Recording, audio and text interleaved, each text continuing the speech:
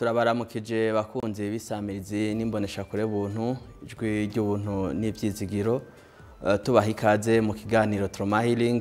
Ikiganiro kibayagira ku bijanye n'amagara yo mu mutwe hamwe n'ibikomere nsesereza mutima. No musi tukaba tuja kubayagira rero ku bijanye n'ukuntu inyigisho zerekeye amagara yo mu mutwe n'inyifato mu mashure yo mu Burundi zishobora gufasha abanyeshuri mu kuduza umwimbu mu ishuri, ubumenyi canke mu nyifato zabo. Muri kino kiganiro cuno munsi rero sinza kuba ndi jenyene, tukaba turi kumwe n'umutumire tuza gusangira ikiyago, nawe akaba yize ivyerekeye amagara yo mu mutwe n'inyifato mu bana no mu miyabaga, kandi akaba arongoye ishirahamwe JSECO. Reka tumusabe atwidondore. Turabaha ikaze. Murakoze. Nitwa Nirerikuze Ahmed, nize ivyerekeye amagara yo mu mutwe n'inyifato mu bana no mu miyabaga. Nkaba ndongoye ishirahamwe ryitwa JSECO rifise intumbero yo guteza imbere amagara yo mu mutwe, ubumenyi mu bana ndetse no kwishingira imirimo ku bahejeje amashuri. Murakoze. Murakoze gose. Kaze mu kiganiro cacu rero cuno munsi. Iki kiganiro mukaba mwagiteguriwe n'Isamirizi Mbonesha Kure buntu, kikaba kigiye kuremeshwa na jewe Thierry Manirambona fadikanije n'abari mu buhinga bw'ivyuma kugira amajwi n'amasanamu abashikire neza atankumanzi. Twese hamwe duti sangwa ikaze.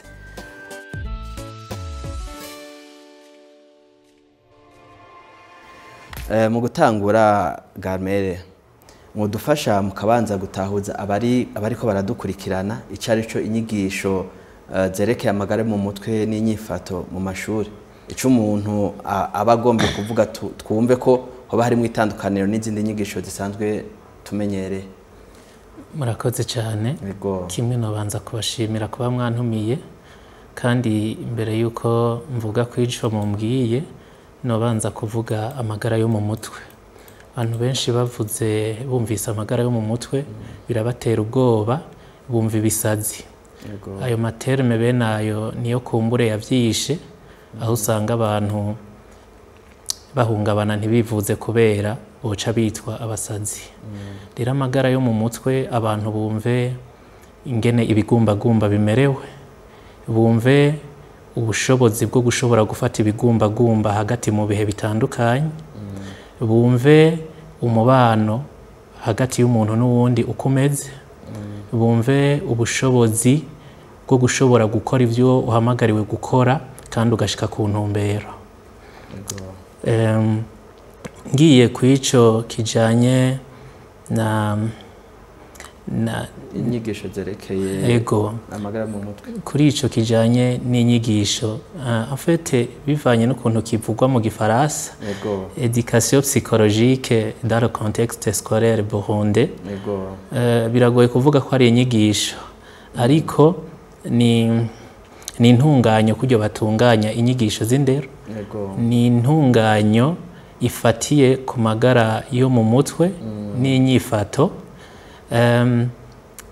irimwo urunani rw'imikorere n'ubuhinga bwo gukoresha biba bigamije gufasha kugubwa neza kw'ibigumbagumba ndetse n'umubano hagati y'abanyeshure n'abigisha, hagati y'abanyeshure n'abavyeyi canke ikibano muri rusangi, zigamije guteza imbere ukwiga neza muri rusangi.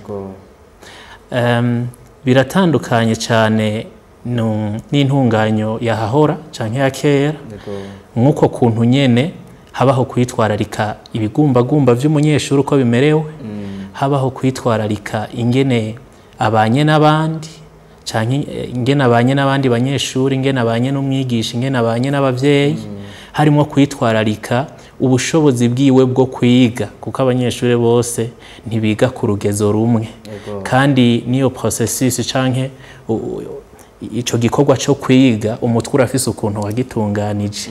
Rero bitandukaniye aho nyene, kubera ko intunganyo ya kera intumbero kwari gutanga ubumenyi hatitwararitswe ivyo vyose.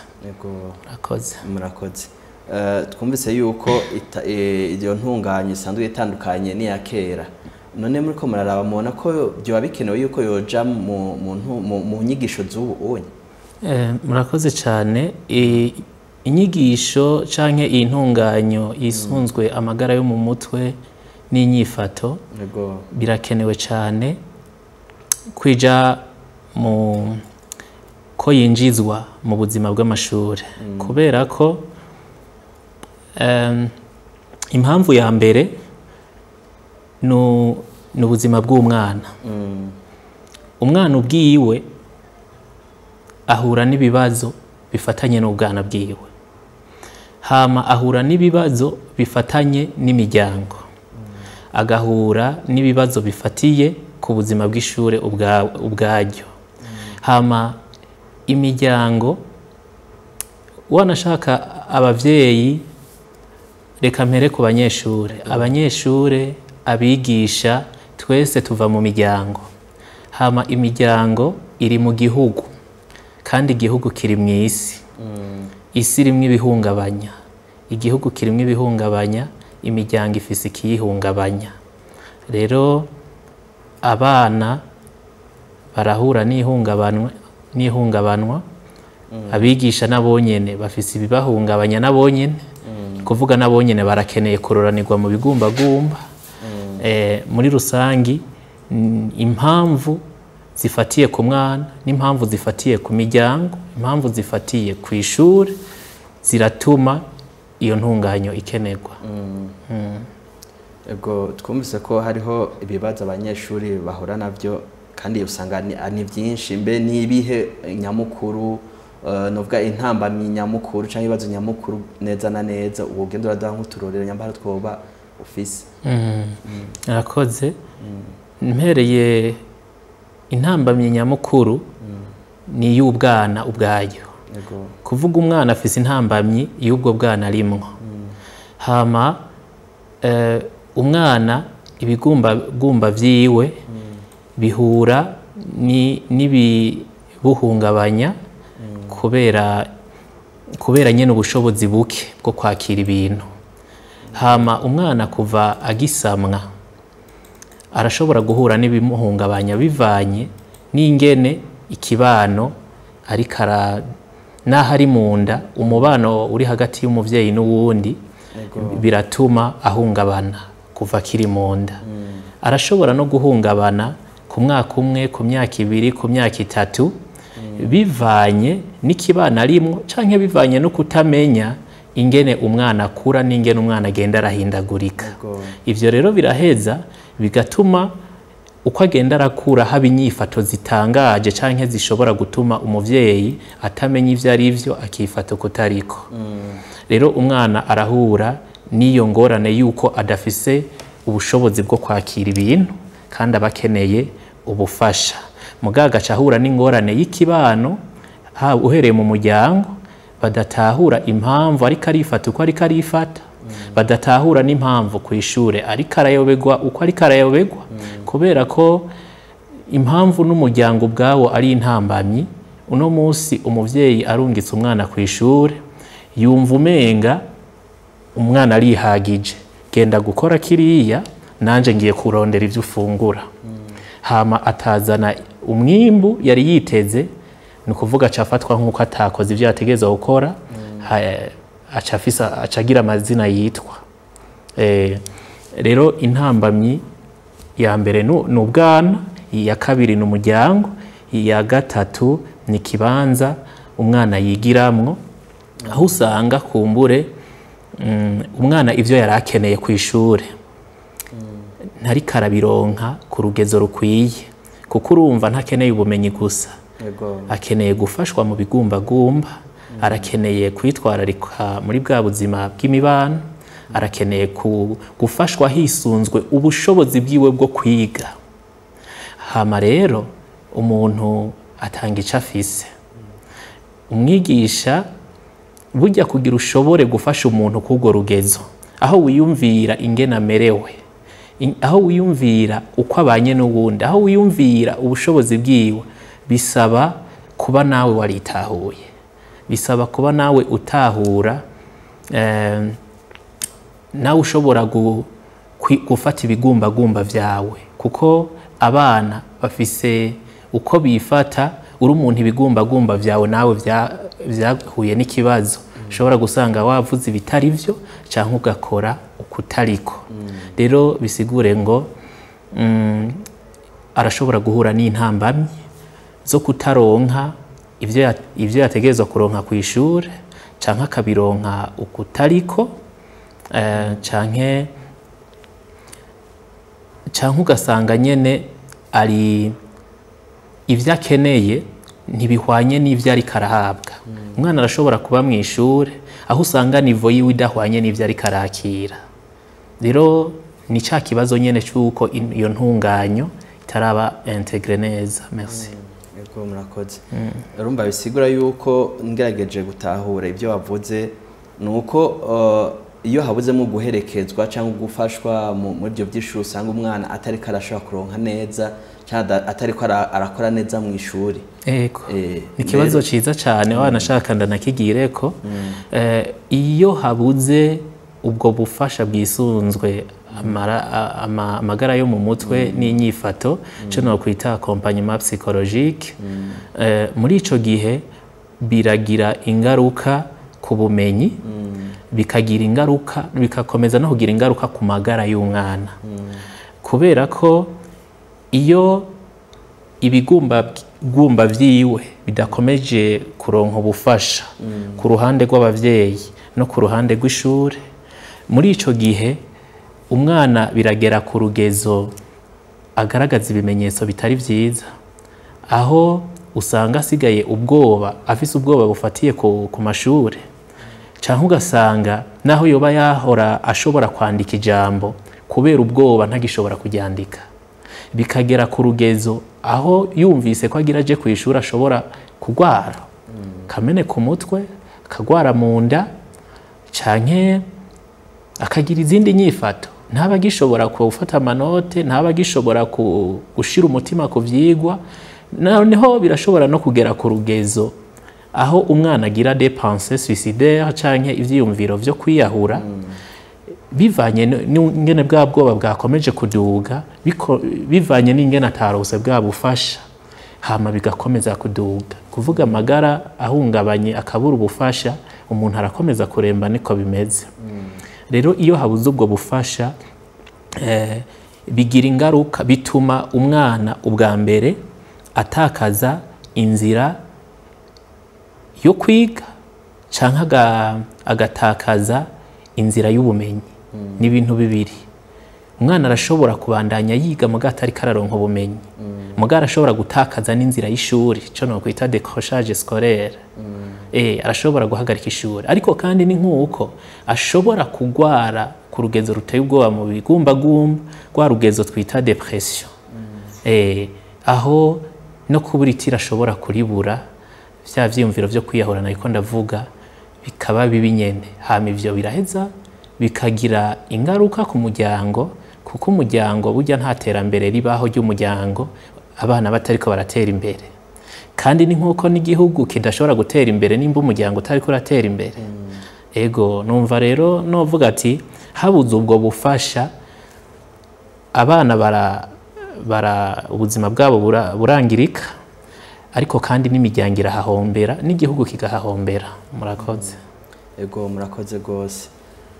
Reka twibutse abariko baradukurikirana ko turiko turabira hamwe ibijanye n'ukuntu inyigisho zerekeye amagara yo mu mutwe n'inyifato mu mashuri yo mu Burundi zishobora gufasha mu nyifato z'abanyeshuri yaba mu bumenyi canke kuduza ubumenyi n'inyifato zabo bwite. Tukaba turi kumwe n'umutumire wacu Nirerikuze Ahmed, yize ivyerekeye amagara yo mu mutwe n'inyifato mu bana no mu miyabaga, kandi akaba arongoye ishirahamwe ryitwa JSECO. Reka tubandanye n'ikiganiro cacu. Mbe none Gamere, n'uruhe ruhara uriko uraraba nk'abarimu canke abigisha bogira kugira ngo bashobore gufasha mu guterera abanyeshuri bagira amagara meza yo mu mutwe be n'inyifato nziza ku ishuri aho baba biga, kandi basuye kandi banaduze n'umwimbu? abigisha bafise uruhara rukomeye cyane cyane mu gufasha gukoreshwa kw'intunganyo ifatiye ku magara yo mu mutwe n'inyifato, kubera ko ndabigereranya no kurima. Umurimyi agize projet yo kurima cyangwa umugambi wo kurima, arabanza akamenya mbega nzorima hehe, akaraba umurima agiye kurimamwo inguvu bizotwara kugira ashobore kurima uwo murima. Haraho haba harabaye indare, kuvuga hari ugwiri, kandi akabona ati ndashobora gukoresha inguvu zingana uko. Hama naho aba yaraharimye aravuga ati aha kugira ngo ibiterwa bizogende neza ndashobora gutabira canke nkashiramwo amase ku rugezo rungana uku, canke nkarondera n'ubwoko bw'amase kugira ngo bishobore kugenda neza. Kandi n'inyuma yo guteragira araheza akiyumvira ati aha hantu naharimye hariho ugwiri, fo yuko nsubirayo nkaraba yuko atagwiri rwasubiye rukamera, akongera akabagara.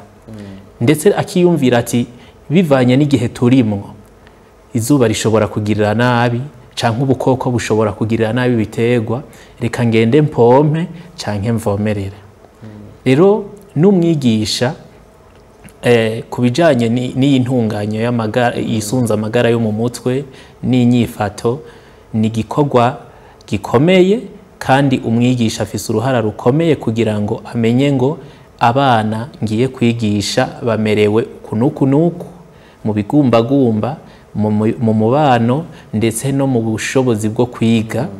Hama akamenya ubuhinga akwiye gukoresha, ubuhinga akwiye gukoresha bivanye n'ivy'umwana akeneye. Merci.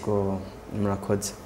Mbe nje gatoya kwishira mu musanzwe murongoye, hari ico ryoba rifasha kugira ngo abana bashobore kumenya mu ishure canke bisubire ko bagira inyifato nziza, ko ari byo musanzwe munakoreramo? Ego, murakoze cyane. Ishirahamwe ryacu rironse uruhusha vuba cyane, ariko kandi tutararonka urwo ruhusha twarakora tu initiative two gufasha abana cyane cyane aba adolescent i Bujumbura, bivanye n'ingene twabona inyifato zishobora gutuma batiga neza canke bashobora guheba ishuri. Rero ico gihe hariho ico twabikozeko, ariko reka mvuga ubu cyane cyane mwumvise ko ari ishirahamwe rifise intumbero yo guteza imbere amagara yo mu mutwe, ubumenyi ku banyeshure, ndetse n'ibijanye no kwishingira ubuzi ku bahejeje amashuri. Turategekanya guhimiriza abavyeyi duciye mu mashengero canke mu mahuriro yandi atandukanye, kugira ngo dushobore gukorana n'abavyeyi mu gufasha abana, kandi ihimiriza ryaratanguye. Ego, murakoze gose. Mbega none uri kuraraba mu kibano co mu Burundi, coba kibona gute ibijanye n'ico kibazo c'amagara yo mu mutwe? Mbe vyotuma none hashirwa mu mashuri inyigisho zijanye n'amagara meza yo mu mutwe n'inyifato kugira ngo habe gutahura kumwe ico kibazo? Murakoze cyane. Ikibazo kijanye n'amagara yo mu mutwe nivyo hariho abantu bakeyi bamaze kubitahura, mugo si benshi. Cyane cyane abantu bimaze gushika bakagira ihungabana rikomeye hama bakivuza bagakira, bari mu bantu maze kumva yuko bashingira intahe ibi bintu bijanye n'amagara yo mu mutwe, ndetse no gufasha bijanye navyo. Ariko mfatiye hariho ikintu cyo kwitiranya gihari, ku buryo bw'uko umuntu yagize ihungabana aca yibaza ko afise akeneye, agaca yitiranya aho gushira umutima ku bijanye n'ubufasha bujanye n'ibi vy'amagara yo mu mutwe.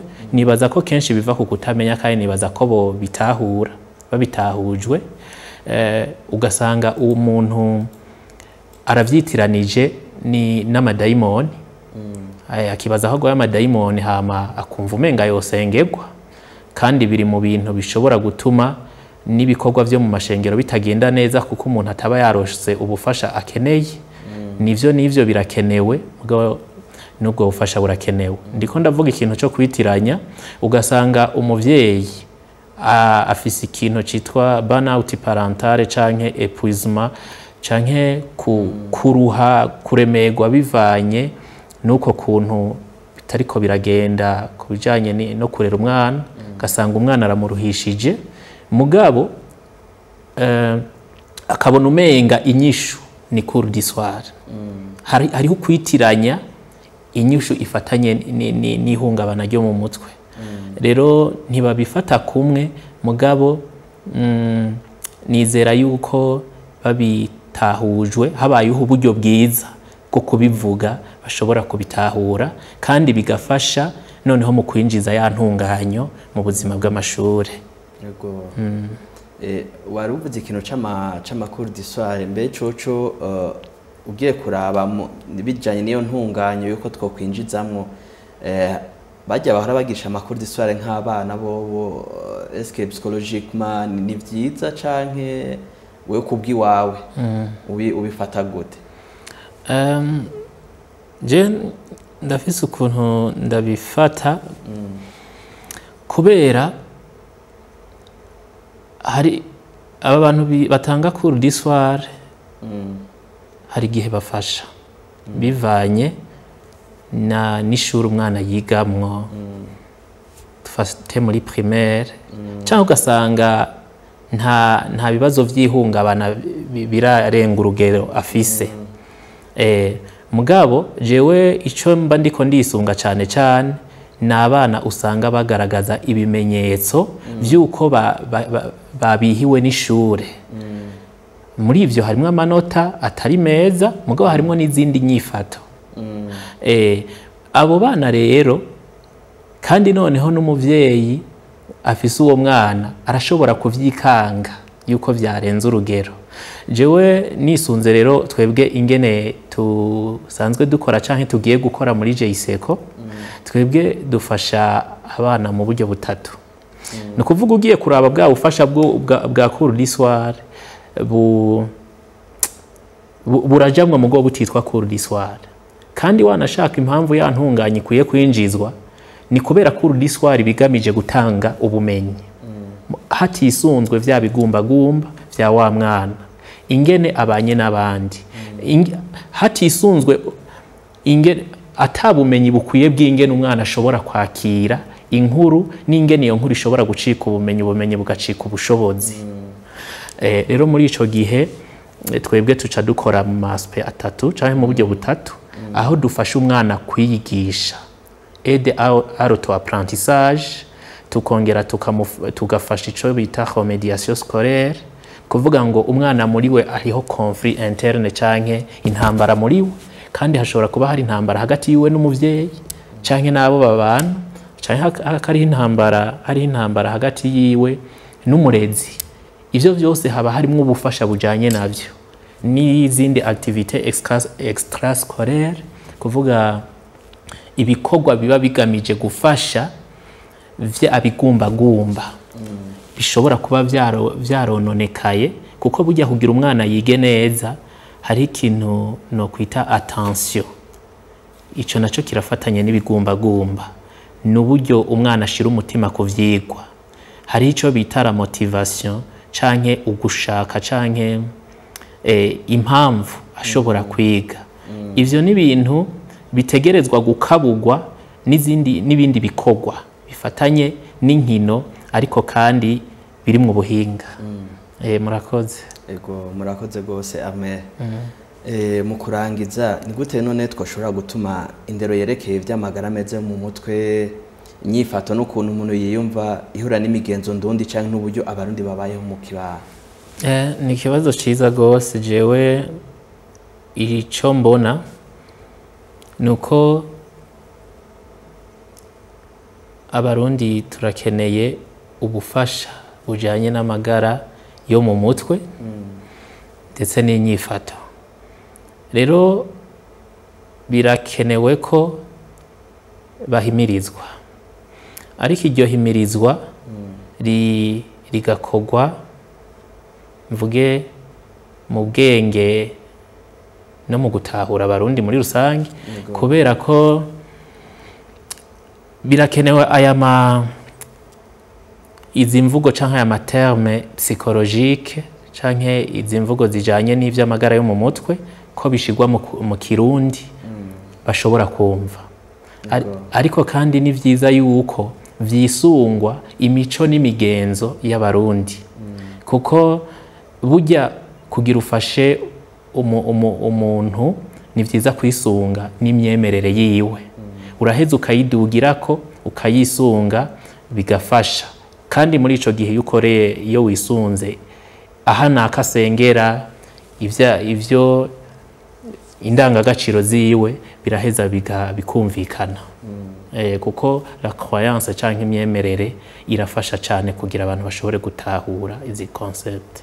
Ubwo murakoze gose, reka tubashimire umwene twako turayaga hani ikiganiro cacu kirangiri, tukaba twako turabira hamwe ibijanye n'ukuntu inyigisho zerekeye amagara mu mutwe n'inyifato mu mashuri mu Burundi zishobora gufasha mu nyifato z'abanyeshuri yaba mu bumenyi canke mu nyifato zabo, ukuntu hari nkenerwa mu mashuri kugira dukinga indwara zo mu mutwe maze hongerekana ubumenyi bwo mu ishuri no gukomeza ubumwe mu banyeshuri no mu miryango.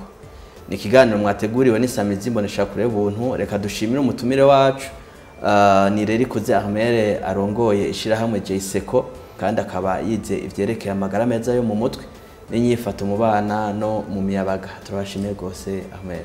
Nanje ndabashimiye, murakoze. Ndizeye yuko n'ikindi gihe twabatuma ko muzoshobora kutugamburukira mukaza kudufasha. Nta kibazo. Yego, kino kiganiro kikaba cari kiremeshejwe na Thierry Manirambona. Reka nshimire abatumye amajwi n'amasanamu bibashikira. Shimire mwebwe mwese mwariko mukurikira iki kiganiro ku Nsamirizi Imboneshakure y'Ubuntu.